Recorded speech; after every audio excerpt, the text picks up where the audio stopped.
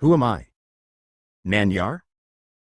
The Teachings of Bhagavan Sri Ramana Maharshi translation by Dr. T.M.P. Mahadevan from the original Tamil published by V.S. Ramanan President, Board of Trustees Sri Ramanasramantiruvannamai, S. India. Introduction. Who am I? Is the title given to a set of questions and answers bearing on self-enquiry. The questions were put to Bhagavan Sri Ramana Maharshi by one Sri M. Sivaprakasam Pillai about the year 1902. Sri Pillai, a graduate in philosophy, was at the time employed in the Revenue Department of the South Arcot Collectorate. During his visit to Tiruvannamalai in 1902 on official work, he went to Virupaksha cave on Arunachala hill and met the master there. He sought from him spiritual guidance and solicited answers to questions relating to self-enquiry. As Bhagavan was not talking then, not because of any vow he had taken, but because he did not have the inclination to talk, he answered the questions put to him by gestures, and when these were not understood, by writing. As recollected and recorded by Sri Sivaprakasam Pillai, there were 14 questions with answers to them given by Bhagavan. This record was first published by Sri Pillai in 1923, along with a couple of poems composed by himself relating how Bhagavan's grace operated in his case by dispelling his doubts and by saving him from a crisis in life. Who am I? Has been published several times subsequently. We find 30 questions and answers in some editions and 28 in others. There is also another published version in which the questions are not given, and the teachings are rearranged in the form of an essay. The extant English translation is of this essay. The present rendering is of the text in the form of 28 questions and answers. Along with Vikarasangram, self-enquiry, Nanyar, who am I, constitutes the first set of instructions in the Master's own words. These two are the only prose pieces among Bhagavan's works. They clearly set forth the central teaching that the direct path to liberation is self-enquiry. The particular mode in which the enquiry is to be made is lucidly set forth in Nanyar. The mind consists of thoughts. The I thought is the first to arise in the mind. When the enquiry, who am I, is persistently pursued, all other thoughts get destroyed, and finally the I thought itself vanishes, leaving the supreme non-dual self alone. The false identification of the self with the phenomena of non-self such as the body and mind thus ends, and there is illumination, sakshatkara. The process of enquiry, of course, is not an easy one. As one inquires, who am I? Other thoughts will arise, but as these arise, one should not yield to them by following them. On the contrary, one should ask, to whom do they arise? In order to do this, one has to be extremely vigilant. Through constant enquiry one should make the mind stay in its source, without allowing it to wander away and get lost in the mazes of thought created by itself. All other disciplines such as breath control and meditation on the forms of God should be regarded as auxiliary practices. They are useful in so far as they help the mind to become quiescent and one-pointed. For the mind that has gained skill in concentration, self-enquiry becomes comparatively easy. It is by ceaseless enquiry that the thoughts are destroyed and the self realized, the plenary reality in which there is not even the I thought, the experience which is referred to as silence. This, in substance, is Bhagavan Sri Ramana Maharshi's teaching in Nanyar, Who Am I? University of Madras, June 30, 1982. Om Namo Bhagavad Sri Ramanaya, Who Am I? Nanyar? As all living beings desire to be happy always, without misery, as in the case of everyone there is observed supreme love for one's self, and as happiness alone is the cause for love, in order to gain that happiness which is one's nature and which is experienced in the state of deep sleep where there is no mind, one should know one's self. For that, the path of knowledge, the inquiry of the form, who am I, is the principal means. 1. Who am I? The gross body which is composed of the 7 humors dhehatas, I am not. The 5 cognitive sense organs, viz. The senses of hearing, touch, sight, taste, and smell, which apprehend their respective objects, viz. Sound, touch, color, taste, and odor, I am not. The 5 cognitive sense organs, viz. The organs of speech, locomotion, grasping, excretion, and procreation, which have as their respective functions speaking, moving, grasping, excreting, and enjoying, I am not. The 5 vital airs, prana, etc., which perform respectively the 5 functions of in-breathing, etc., I am not. Even the mind which. The gross body which is composed of the 7 humors dhehatas, I am not. The 5 cognitive sense organs, viz. The senses of hearing, touch, sight, taste, and smell, which apprehend their respective objects, viz. Sound, touch, color, taste, and odor, I am not. The 5 cognitive sense organs, viz. the organs of speech, locomotion, grasping, excretion, and procreation, which have as their respective functions speaking, moving, grasping, excreting, and enjoying, I am not. The five vital airs, prana, etc., which perform respectively the five functions of inbreathing, etc., I am not. Even the mind which thinks, I am not. The any science too, which is endowed only with the residual impressions of objects, and in which there are no objects and no functionings, I am not. 2. Humors d hadis, I am not. The five cognitive sense organs, viz. The senses of hearing, touch, sight, taste, and smell, which apprehend their respective objects, viz. Sound, touch, color, taste, and odor, I am not. The five cognitive sense organs, viz. The organs of speech, locomotion, grasping, excretion, and procreation, which have as their respective functions speaking, moving, grasping, excreting, and enjoying, I am not. The five vital airs, prana, etc., which perform respectively the five functions of inbreathing, etc., I am not. Even the mind which thinks, I am not. The any science too, which is endowed only with the residual impressions of objects, and in which there are no objects and no functionings, I am not. 2. If I am none of these, then who am I? After negating all of the above mentioned as, not this, that awareness which alone remains, that I am. 3. What is the nature of awareness? The nature of awareness is existence consciousness bliss. 4. When will the realization of the self be gained? When the world which is what is seen has been removed, there will be realization of the self which is the seer. 5. Will there not be realization of the self even while the world is there, taken as real? There will not be. 6. Why? The seer and the object seen are like the rope and the snake. Just as the knowledge of the rope which is the substrate will not arise unless the false knowledge of the illusory serpent goes, so the realization of the self which is the substrate will not be gained unless the belief that the world is real is removed.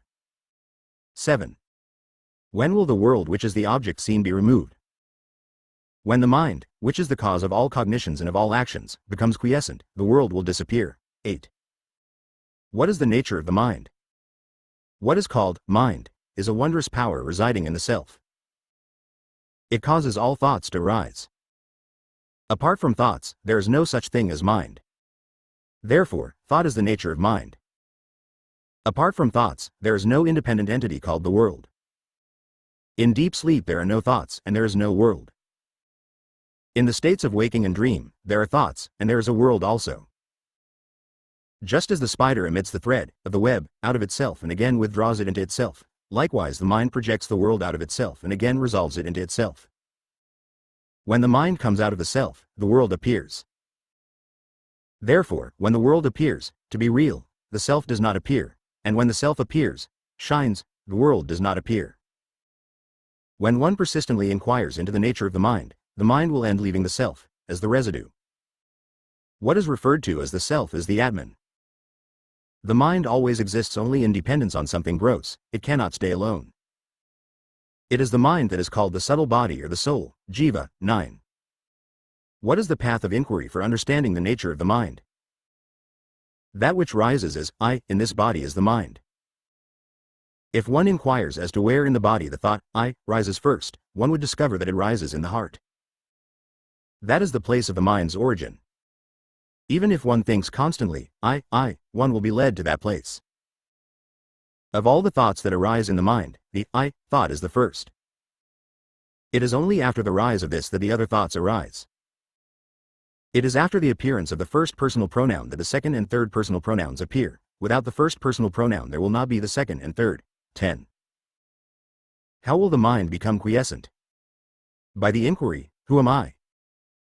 The thought, who am I, will destroy all other thoughts, and like the stick used for stirring the burning pyre, it will itself in the end get destroyed. Then, there will arise self-realization. 11.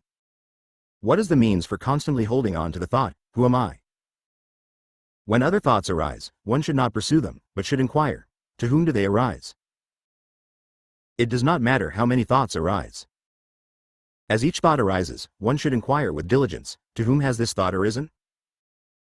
The answer that would emerge would be, to me. Thereupon if one inquires, who am I?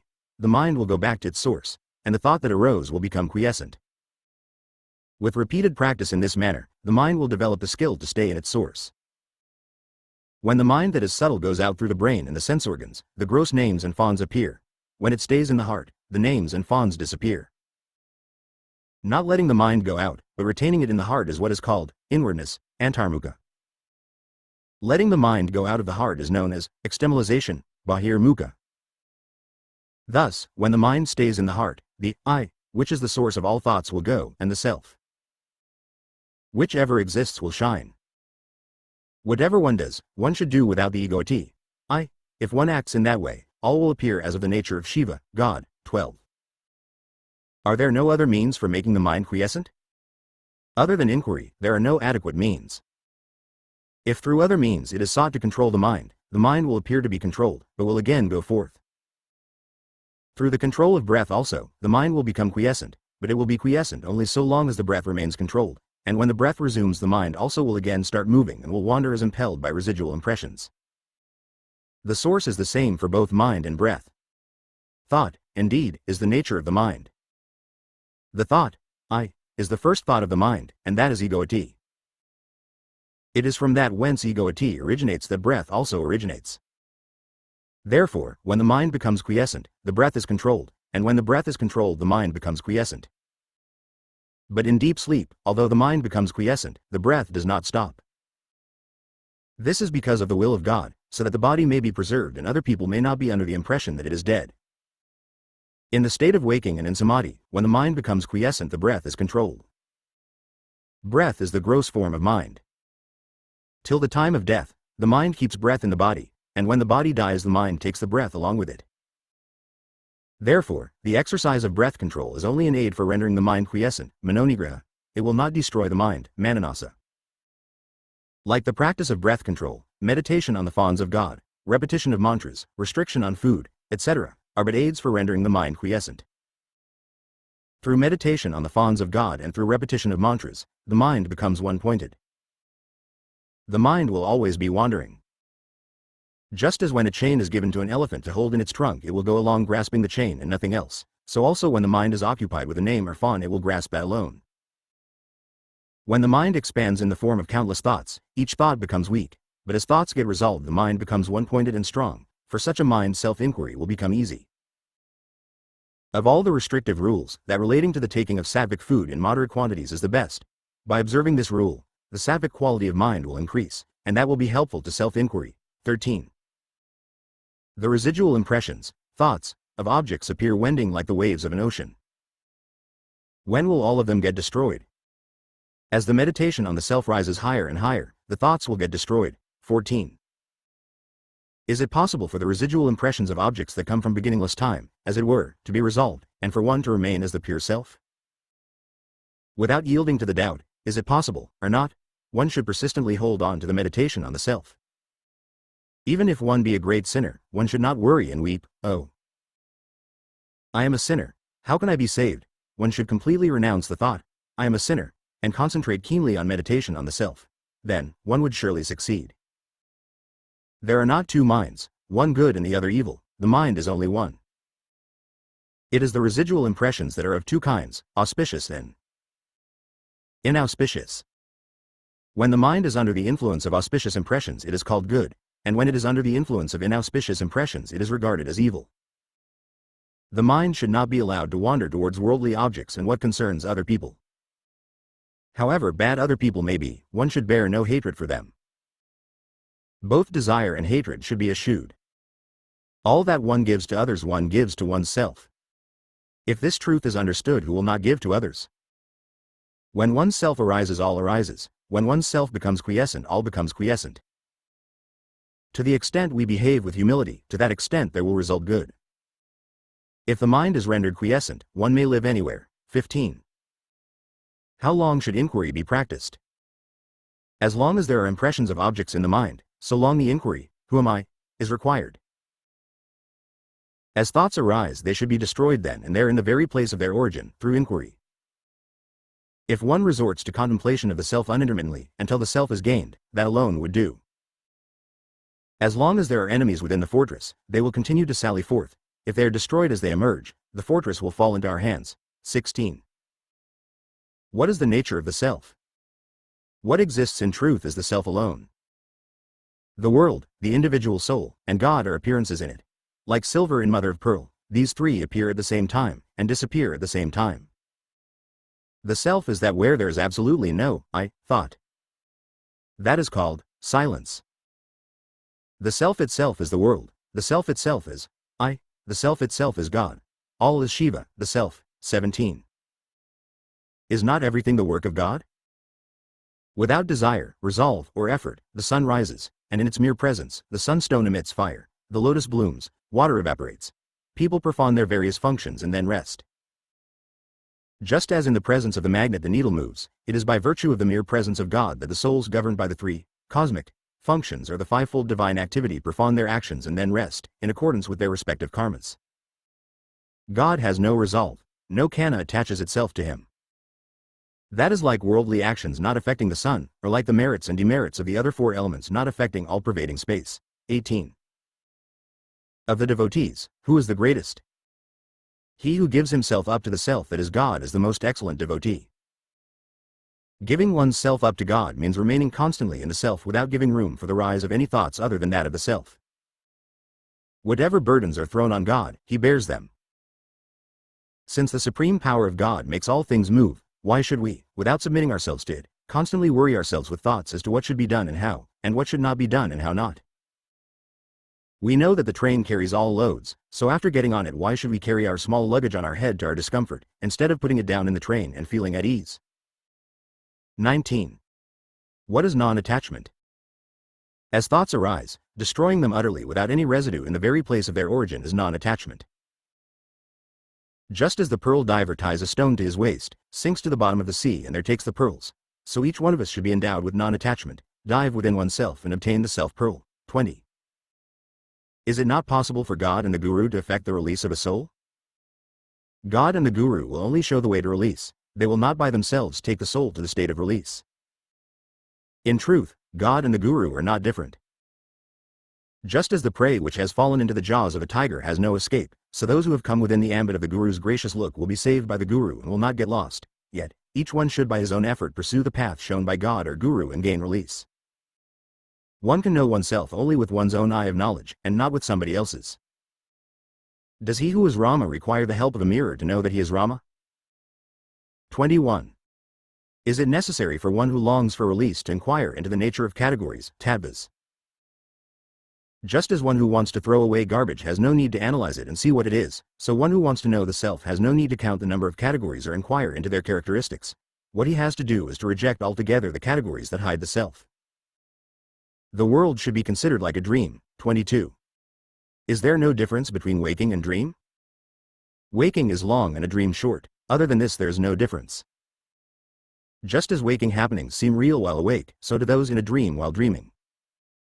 In dream the mind takes on another body. In both waking and dream states thoughts, names and forms occur simultaneously. 23. Is it any use reading books for those who long for release? All the texts say that in order to gain release one should render the mind quiescent, therefore their conclusive teaching is that the mind should be rendered quiescent. Once this has been understood there is no need for endless reading. In order to quieten the mind one has only to inquire within oneself what oneself is. How could this search be done in books? One should know one's self with one's own eye of wisdom. The self is within the 5 sheaths, but books are outside them. Since the self has to be inquired into by discarding the live sheaths, it is futile to search for it in books. There will come a time when one will have to forget all that one has learned. 24. What is happiness? Happiness is the very nature of the self. Happiness and the self are not different. There is no happiness in any object of the world. We imagine through our ignorance that we derive happiness from objects. When the mind goes out, it experiences misery. In truth, when its desires are fulfilled, it returns to its own place and enjoys the happiness that is the self. Similarly, in the states of sleep, samadhi and fainting, and when the object desired is obtained or the object disliked is removed, the mind becomes inward-tummed and enjoys pure self-happiness. Thus the mind moves without rest, alternately going out of the self and returning to it. Under the tree the shade is pleasant, out in the open the heat is scorching. A person who has been going about in the sun feels cool when he reaches the shade. Someone who keeps on going from the shade into the sun and then back into the shade is a fool. A wise man stays penitently in the shade. Similarly, the mind of the one who knows the truth does not leave Brahman. The mind of the ignorant, on the contrary, revolves in the world, feeling miserable, and for a little time returns to Brahman to experience happiness. In fact, what is called the world is only thought. When the world disappears, i.e. when there is no thought, the mind experiences happiness, and when the world appears, it goes through misery. 25. What is wisdom insight, Jnana Drshti? Remaining quiet is what is called wisdom insight. To remain quiet is to resolve the mind in the self. Telepathy, knowing past, present and future happenings and clairvoyance do not constitute wisdom insight. 26. What is the relation between desirelessness and wisdom? Desirelessness is wisdom. The two are not different, they are the same. Desirelessness is refraining from turning the mind towards any object. Wisdom means the appearance of no object. In other words, not seeking what is other than the self as detachment or desirelessness, not leaving the self as wisdom. 27. What is the difference between inquiry and meditation? Inquiry consists in retaining the mind in the self. Meditation consists in thinking that one's self is Brahman, existence, consciousness, bliss. 28. What is release? Inquiring into the nature of one's self that is in bondage, and realizing one's true nature is release. Shri Ramanarpanastu.